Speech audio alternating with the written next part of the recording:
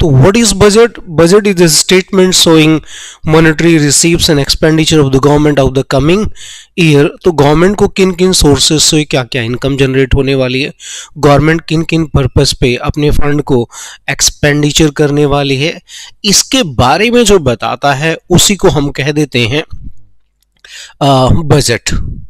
तो यहाँ दो तीन बातें अगर हम देखें तो फर्स्ट, बजट जो होता है वो क्या बताता है, इनकम एंड एक्सपेंडिचर की। सेकेंडली, ये जब बनाया जाता है हमेशा कमिंग ईयर्स के लिए बनाया जाता है, जो भी इसमें ट्रांजैक्शन होंगे मॉनेटरी ट्रांजैक्शंस इंक्लूडेड किए जाते हैं हम।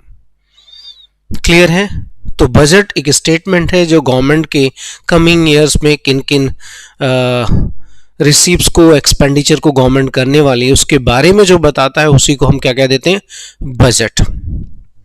अब अगर बात करें बजट के कंपोनेंट्स की, तो what are the components of budget? तो कंपोनेंट ऑफ बजट की अगर हम बात करें तो एक होता है हमारा रिसीव्स,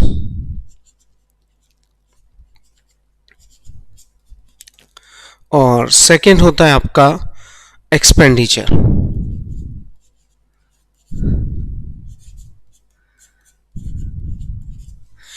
रिसीव्स एंड एक्सपेंडिचर्स। अब रिसीप्ट में अगर हम बात करें what is receipts and what are the types of receipts, इस पे बात करेंगे। तो revenue receipts, any receipts of the government which neither increase liability nor reduce the assets is known as revenue receipts. तो revenue receipts is that receipt which neither increase the liability nor reduce the assets is known as revenue receipts.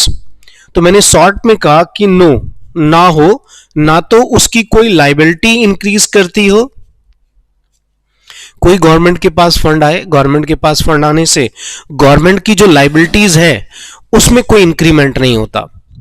Secondly, अगर government के पास कोई receives आ रही उससे उसकी कोई assets में reduction नहीं होता तो उसे हम कह देते हैं रेवेन्यू रिसीव्स। जैसे एग्जांपल की फॉर्म में बात करें, गवर्नमेंट ने टैक्स लगाया, आपसे पैसा लिया, तो गवर्नमेंट की रिसीव्स तो हुई, बट गवर्नमेंट को इसकी रिटर्न में आपको कुछ नहीं देना, तो इसलिए गवर्नमेंट की जो लाइबिलिटी है वो कोई रिड्यूस नहीं हुई। सेकेंडली, जब गवर्नमेंट ने आपसे लिया है तो ये नहीं कह रही कि कुछ दिनों बाद मैं आपको रिटर्न करूंगी इस चीज को, इट मींस गवर्नमेंट की लाइबिलिटी भी नहीं बढ़ी है, तो उसे हम कह देते हैं रेवेन्यू रिसीप्ट्स।